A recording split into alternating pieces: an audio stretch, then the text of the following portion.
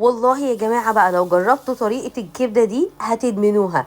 بصوا بقى، بطلوا خالص تشتروها من بره وجهزوا نفسكم للمشروع الجديد. سموا بالله وصلوا على الرسول، ويلا نشوف طريقتنا هتكون ازاي. في الاول كده جبت كيس، حطيت قرن فلفل ونص فلفلايه حمراء ونص فلفلايه خضراء وراس توم، وحطيت كزبره وملح وكمون.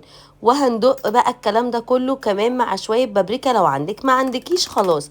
كمان بقى هسيبلك التطبيق الجميل جدا اللي انا بجيب كل الافكار دي من عليه تحت في الكومنتات. وكمان بقى لو ما عندكيش نت ولا واي فاي، وكمان بدون نت، اول مره بنت وبعد كده من غير نت، حلو قوي بقى يا جماعه. شوفوه وهيعجبكم جدا، هسيبكم تحت. في الاول كده بقى جبت الكبده بتاعتي من غير ما اغسلها، وحطيت نص الدقه اللي انا عملتها، وحطيت معلقتين من الخل وعصير 3 ليمونات، وقلبت كل الكلام ده كمان مع معلقه من هريسه الشطه.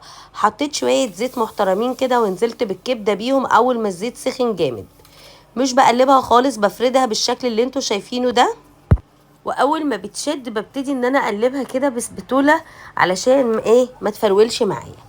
زي ما انتوا شايفين الخطوات سهله وبسيطه. واديتها رشه صغيره من الفلفل الاسود كده.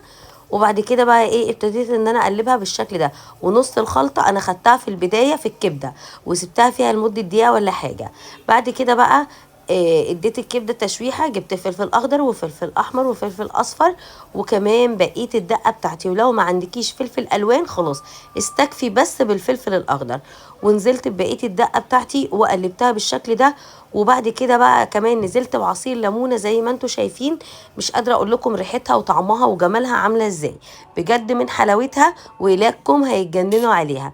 واعملي بقى احلى سندوتشات مع شويه سلطه طحينه، وتعالي بعد كده قولي لي ايه رايك. بس ما تنسيش الشير واللايك وتصلي على النبي.